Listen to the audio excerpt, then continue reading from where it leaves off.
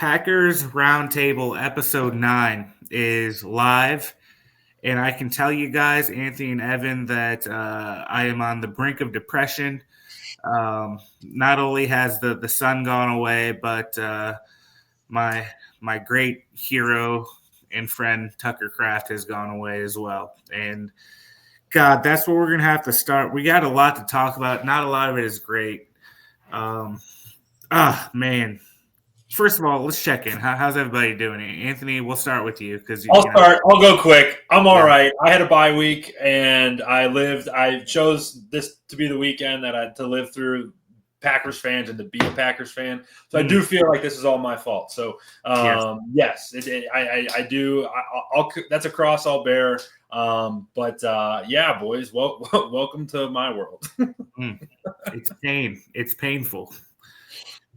Anthony, how you doing, buddy? Man, depressed, man. I mean, beyond just what he does as a player, man, the leadership he's shown. I mean, just the pure fun to watch him play. I mean, making plays down the field, blocking, the energy he brings to the locker room. I mean, you can't replace a guy like that. It's just depressing to lose the game the way we lost it, and then to see Tucker Kraft go down with an ACL. Man, it's just a kick when you're down. It sucks. Yeah. It was a 16-13 loss to the Carolina Panthers, who came in at 4-4. The Packers were 5-1-1, now 5-2-1. At the end of the day, you can get through a loss to an inferior team. You hate it. It makes you sick to your stomach. It's not as easy to get past losing a guy who was becoming probably one of the top 5 tight ends in the league. And with a torn ACL, which was confirmed on Monday, that's something that's at least 9 to 12 months. So we could be looking at a situation where the Packers might lose him for some of next season as well. So I want to get into Tucker Kraft, and we'll kind of mourn all together.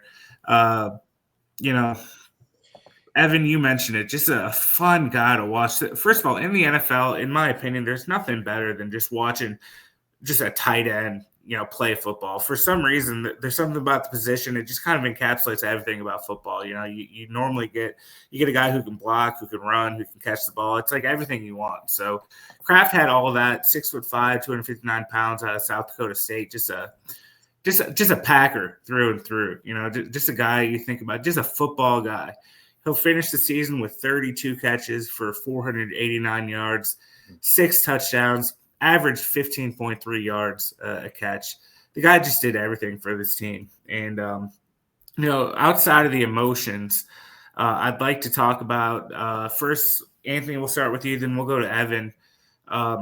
We've talked about it multiple times this season. The guy was having what looked to me an all-pro year, and to have that cut short is just that's devastating. It's devastating for the team. It's devastating for the fan base. It's so bad for him. Like your heart breaks for the person first. Like, a guy who's burst onto the scene and really was, like you said, ascended to be a top 5 tight end. I would go as far as top 3 probably. Like, and you're arguing with, is he the best tight end in football? Because there's a legitimate case to be had there.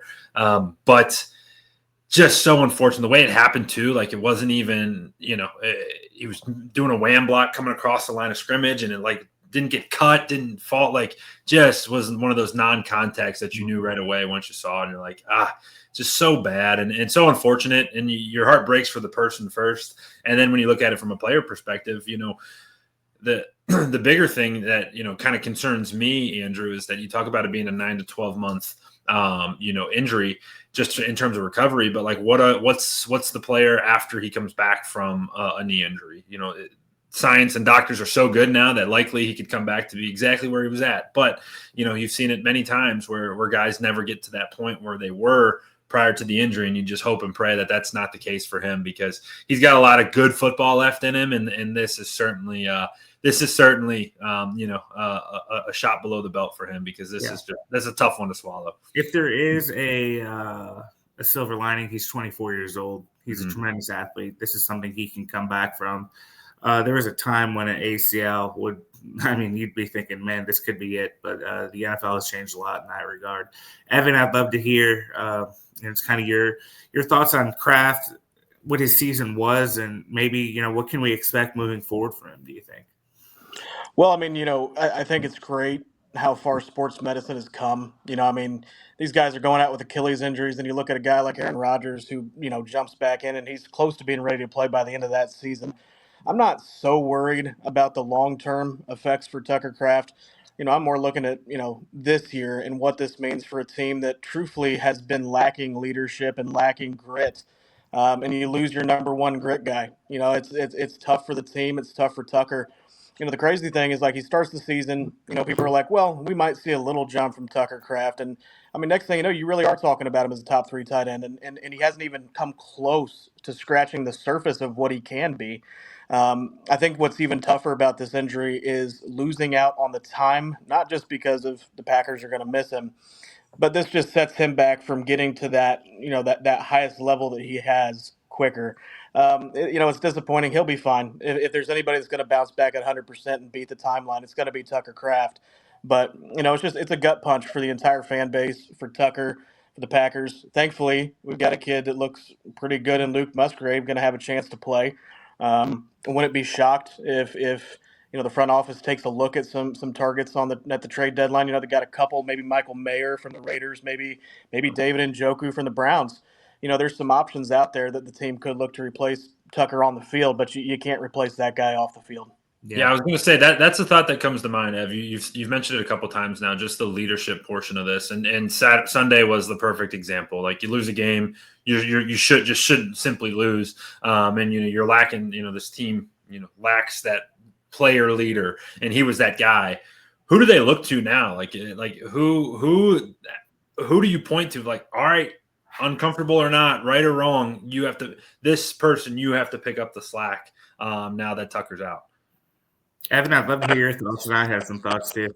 Yeah, man, there's a couple guys, right? Number one, Josh Jacobs is probably the leader of this offense. He's got to step up and play a little bit bigger in the pass, a little more. Matthew Golden, that's another option that you look at as a guy who hasn't really been given the opportunity. I think there's been a lot of buzz. People a little upset with LaFleur for not, making sure he gets more involved in the game plan. But, I look at a guy like Dontavian Wicks or Jaden Reed here down the stretch of the season. Those two guys need to step up. You're going to get good production from Christian Watson. We've seen it. He's come back, by the way, from an ACL, and he looks really, really good. You've got the weapons. You just need a couple guys. It's not going to be one person. It's going to be 2 or 3 guys in this offense, and that's what makes the Packers so special offensively. They have multiple guys. So we'll see. Malik Heath even has stepped up and had some nice plays here this season. Maybe he gets a little more run. We'll see what happens, but I'm not too worried. It'll be multiple guys, not just one. You mentioned the guy that I was thinking of right off the bat. It's Luke Musgrave. It's easy to forget that Musgrave was actually drafted in the second round of that 2023 draft, and Kraft came after that in the third round.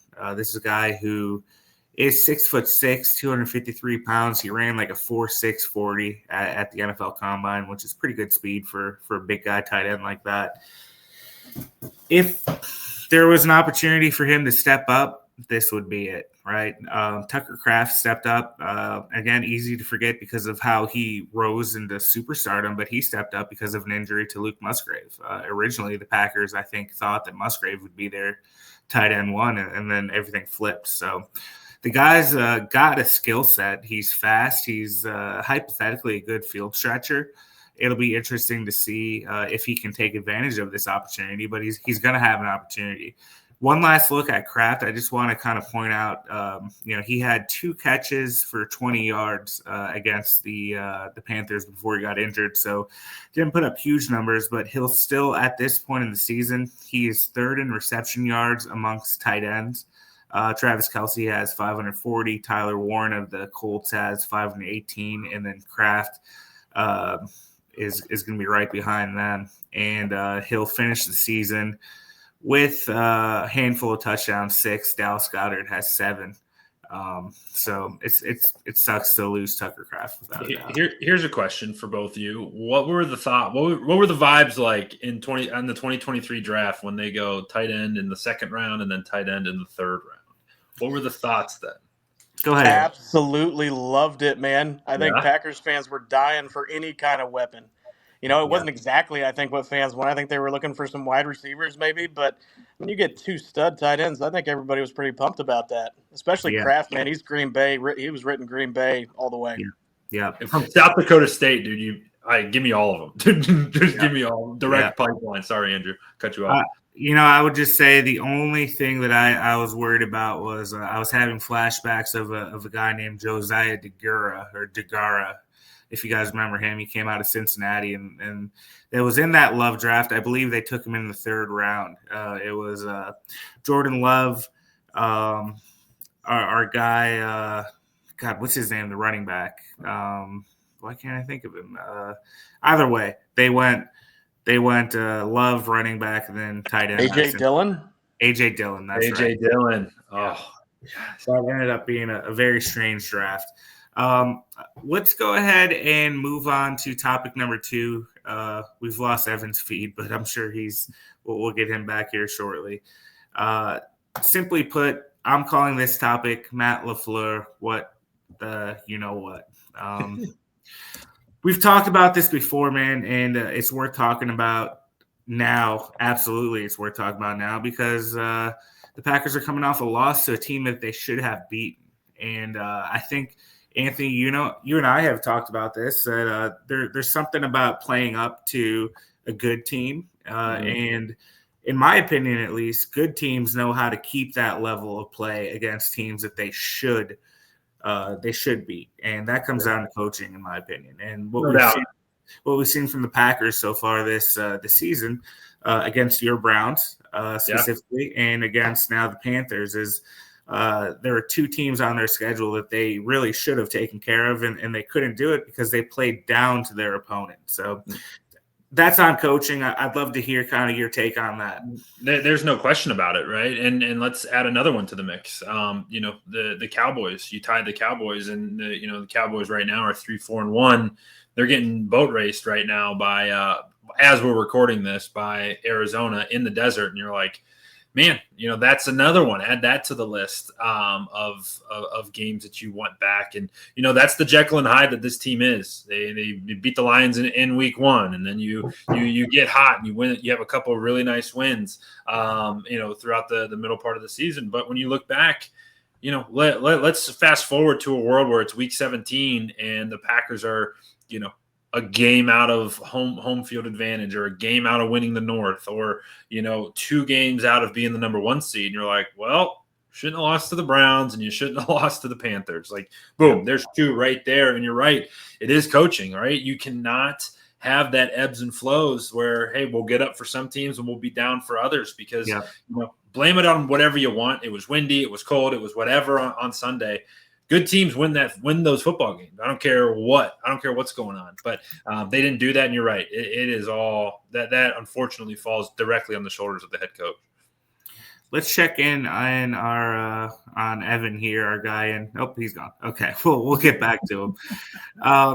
Man, here's my thoughts. LaFleur is 72-35-1.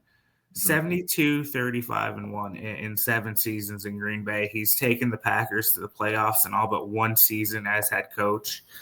You can't just let a guy like that go,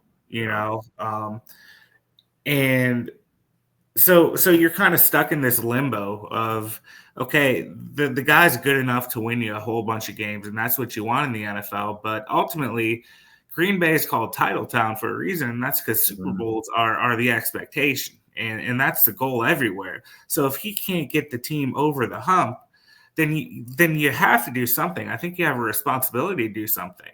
It sticks. How do you navigate that? Yeah, it sticks with me what Evan said, last week or 2 weeks ago, and totally valid too. Of like, hey, winning the regular season is necessary.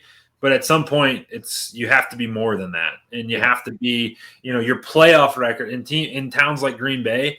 It's your playoff record that stands out. It's great. You were able to get through the regular season. You were able to beat up on the AFC East and the NFC South. and split the division. You got to the playoffs and you lost in the first round, or you weren't able to get the job done when all the chips were down. And, whether it's right or wrong, one of the arguments that you'll see is that he'll have a job tomorrow. Yeah, he will have a job tomorrow. Likely be an offensive coordinator somewhere if he were to get fired, right? I don't envision it happening, but at some point you have to make a really tough decision. The question then becomes, who do you get that's better? I would say that is more so the question, not so much, hey, will he have a job quickly? Because he will. Who would you replace him with? And that is the $1 million question, because that's oftentimes Pandora's box and a tough question to answer. Yeah. The thing about LaFleur, and I think I've never met the guy, but he seems like a good guy. He seems clearly he knows the game of football, and that's prerequisite number one for being a head coach in the NFL. You got to know the game. What I've heard, just from people who know what goes on in that locker room there, is that he's got the team still. And that's, when you lose a team, that it doesn't matter who you are, you're out. Even Mike McCarthy, he won a Super Bowl for the Packers, and he ended up losing, Aaron Rodgers, and eventually he lost the rest of the team, and they fired him midseason, which, that doesn't happen often. So he's got the team still, but and you tell me, Anthony, because you've played at a high level. John Carroll, shout out. I love it. Yeah, I need to hire you to be my hype guy, dude. At least somebody shows a little bit of respect on Division III football, and you're the only guy. Put some respect on. Come on. I got my shirt on tonight. Let's go. He's got the team, right? Yeah. I guess my point is clearly these guys are smart. They're professionals. They have to know that there's something that's just not clicking. And eventually, I'd imagine guys like Micah Parsons, guys who can play at a high level, they're going to get tired of seeing the people around them not be able to live up to those expectations. Yeah, I think it's I don't think that this team is in the danger zone of that, because what one positive is, and you don't want to keep relying on this, but the positive is that the Packers control their own destiny for sure. Like we're early enough in the season that yes, this loss sucks, and this loss to Cleveland or the loss to Cleveland and the loss to the Panthers, now they're definitely going to come back to bite you. But the playoffs are still well within reach, and achieving the number one goal is well within reach, and you won't lose a lot. You shouldn't lose the locker room in that scenario. Now, there's teams where the locker room is lost. Like, go to South Beach and watch the Miami Dolphins play. That's a locker room that's lost, right? That's a team that's no longer playing for their head coach. Funny enough, I hate that we talk about Cleveland every show, but whether you like him or not, Kevin Stefanski at 2-5 or 2-6 hasn't lost the Browns locker room. The moment that you do lose it, where the guys stop playing hard, stop caring. The Packers are not in that range yet. They're not in that world. But some things do have to change. And championship teams have a high standard. And championship teams need to, their players hold each other accountable. And they have to achieve that standard. And sometimes that leads to tough conversations. But I don't believe that that this group's on the verge at all of spiraling out of control and totally losing the locker room. So then the question would be, where do they go from here? If you're LaFleur, you don't want to lose the locker room. You don't think you will. Okay. This is still a team that has played undisciplined football at times. And granted, they're young, sure, but they've got leaders. We've talked about Josh Jacobs is a former All-Pro. Micah Parsons is one of the best players at his position in the league. Jordan Love has been in the league for quite some time now. Is this a flip that LaFleur can switch to get this team to start playing that, or is it or should we expect kind of an up and down season?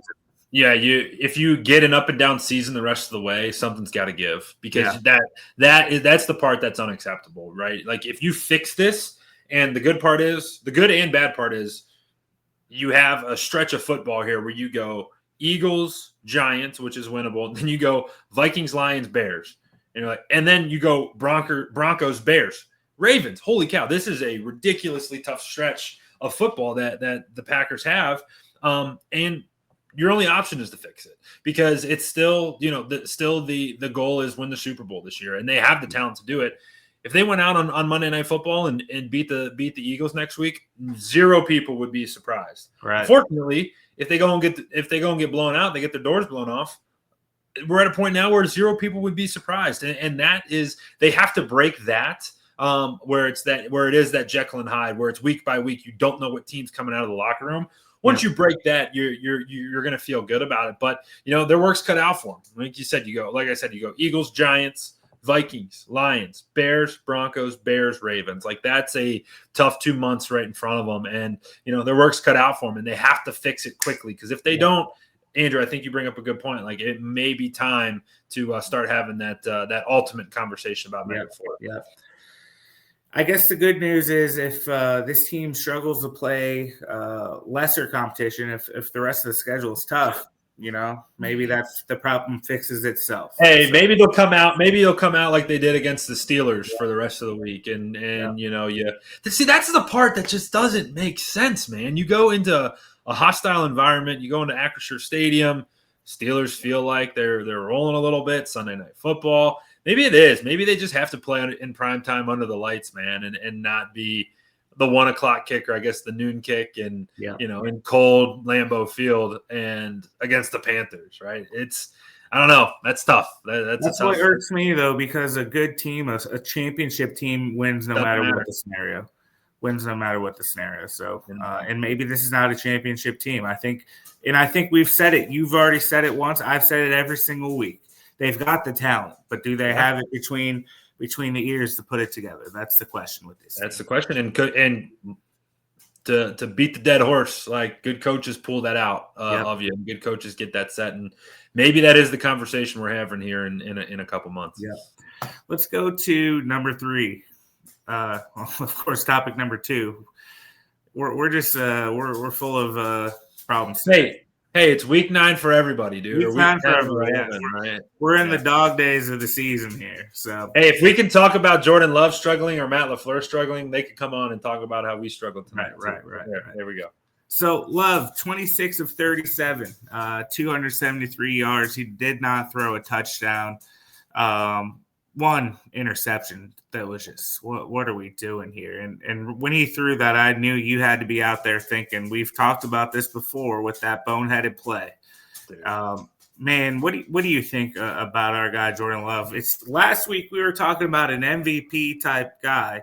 Yeah. This week we're talking about what the hell are you doing out there? I mean, it's that 4th down sticks in my brain, and it's funny. I do think of you, Andrew, every Sunday. So just so you know, if in case you're ever wondering, know that I'm thinking about you on in case Sunday. I'm ever lonely, I know somebody's out there. Somebody's thinking about you, and it's me. All right, it's me.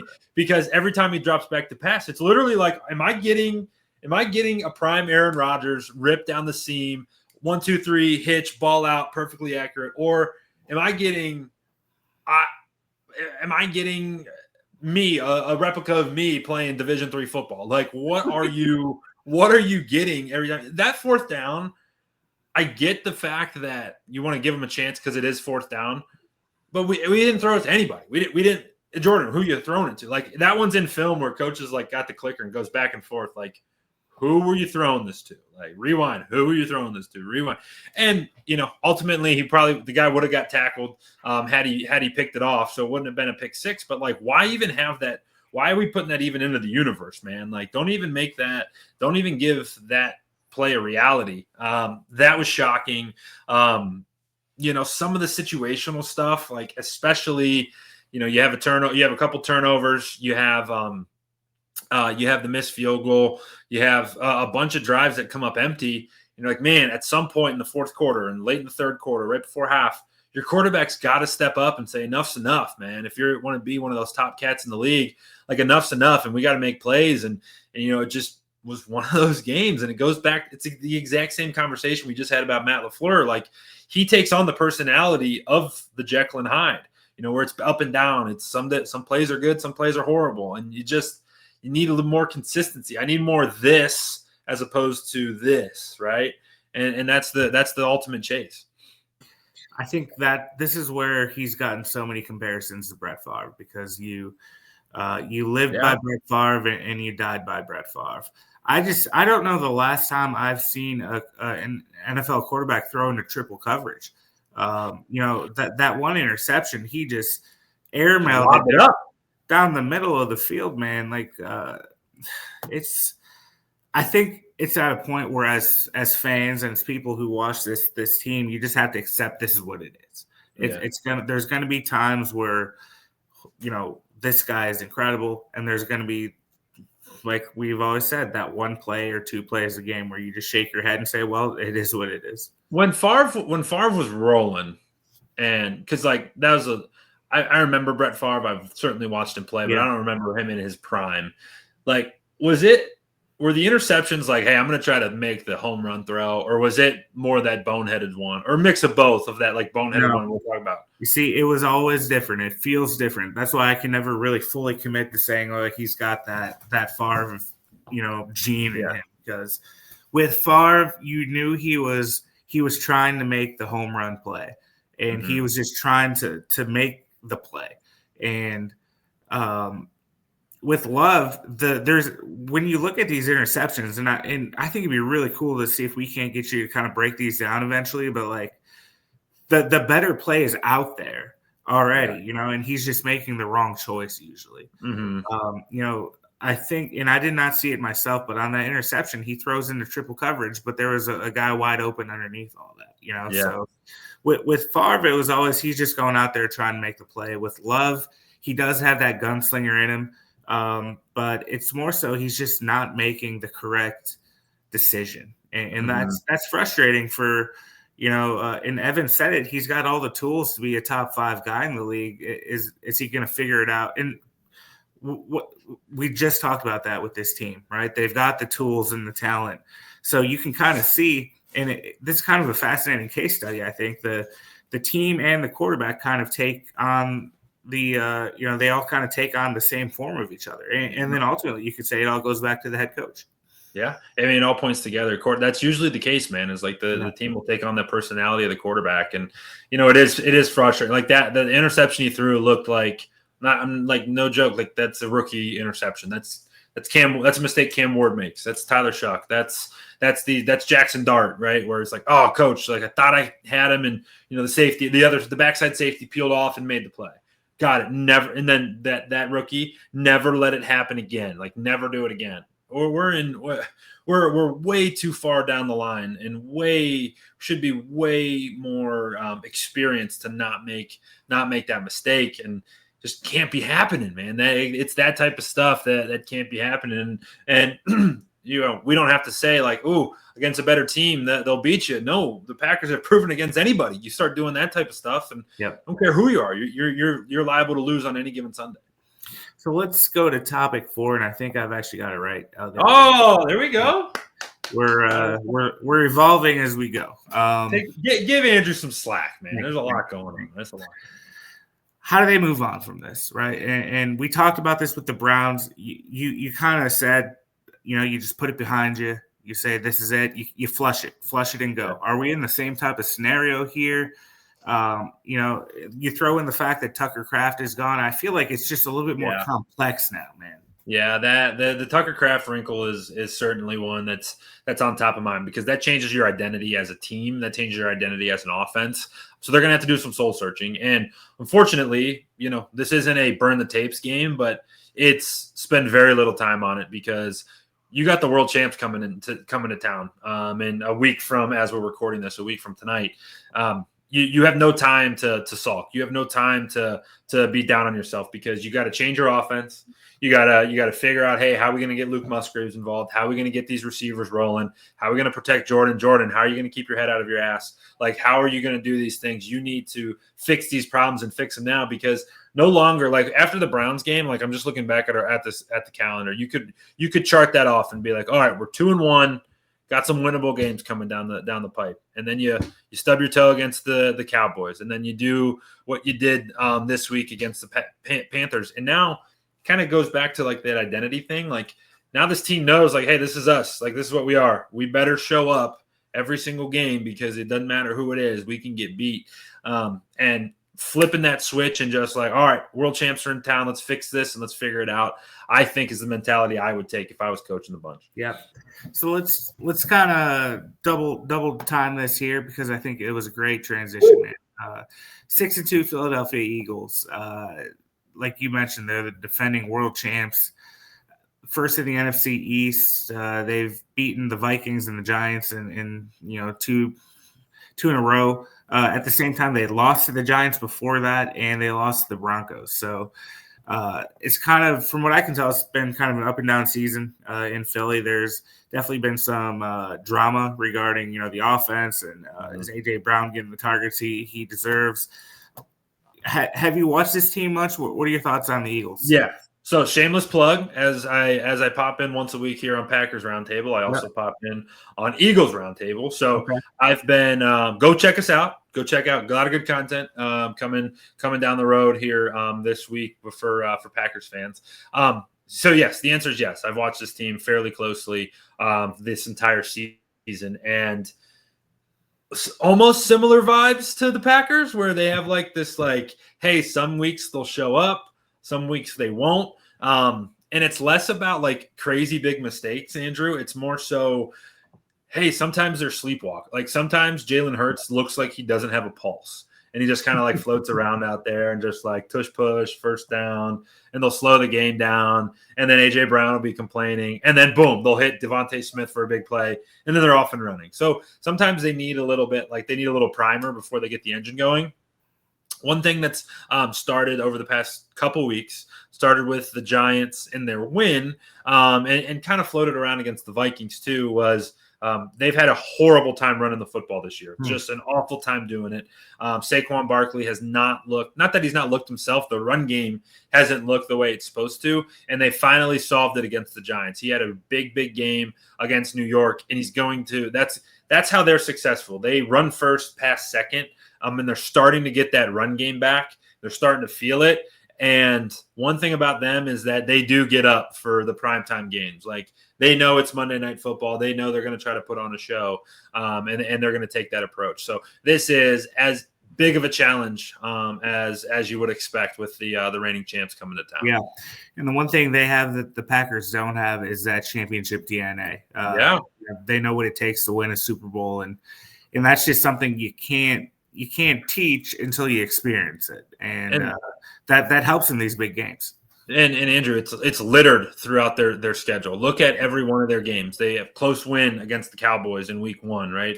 They have a close win against the Chiefs. They have a close win against the Bucks. And then they blow out. They have another close win against the Vikings. And in their losses, it's looked bad. They lost to the Broncos, which was a weird football game. Then they lost to the Giants on Thursday Night Football, where Jackson Dart kind of got off, and that was a lot of fun. But their wins are tight. And what that tells you is, hey, when it's winning time, when it's end of the first half, when it's the end of the fourth quarter, they make the plays. So the Packers have to be, ready to roll. And they're definitely not unbeatable, but you have to play damn good football to compete with them. Well, it's going to be, I think, a good test to see of all these things that we've talked about today. Can LaFleur get this team back on track? Can they move on without Tucker Kraft? Can Jordan Love take his, take away that boneheaded play and instead play like an MVP? And I think he'll probably have to for this team to go out and get a win. So I have one more, the most important question of the night. Sure. For you. Did you get affected by ESPN YouTube TV, or are you a cable guy? Well, as a college football fan, that really just ruined my Saturday. Okay, so you're a YouTube TV guy? Yeah, I am. And dude. Several games that I really wanted to watch that I couldn't. I'm in Big Ten country, so Be careful. If I don't appear next week, it's because I've been tracked down, because I'm going to say some of the most electric games are SEC football. Like, all I want to watch, right? It's Saturday night. I couldn't watch Tennessee game, the blackout. I missed the Ole Miss game. You missed the Georgia-Florida comeback. Yep. You're like, well, you freaking greedy people, just let us watch TV, please, for the love of God. Can't even watch our football stories, So we have to find a way. Hopefully that maybe it's resolved by next week, but if not, I'll have to find a bar to go watch watch Go Pack Go Did I say? I said it. I told you we'd get one by the end of the season, man, and we still got plenty of time coming. If we have to, we'll bootleg it off of for radio or something. But. Yeah, true. That's a good point. Point. Or we'll find an avenue. We have to. It's going to be a good game, I think. And, it's going to be awesome, dude. I mean, and the good part is, like, you come out. Guess what, Andrew? They win on Monday night. We're talking on Tuesday, and you're like, all right, hey, back on. Like, you just beat the best. To be the best, you got to beat the best. They have an opportunity to do that and wash all of their sins away. It's just not going to be easy. Your room for error is now 0, and your backs are against the wall. They better come out and play well. Well, they say the NFL is a week-by-week league, and we're about to find that out. We'll find out who this team really is. So for Evan out there in the ether, he got tossed into the ether or something. For Anthony, for myself, for all of Packers Roundtable Sports, thanks everybody for watching, listening, all the commenters, all the readers, man. We really appreciate it. I'm gonna say it every week, man, because we really appreciate it. So, Anthony, thanks for talking with us, buddy, and go Pack, go. All right, guys, we'll talk to you later.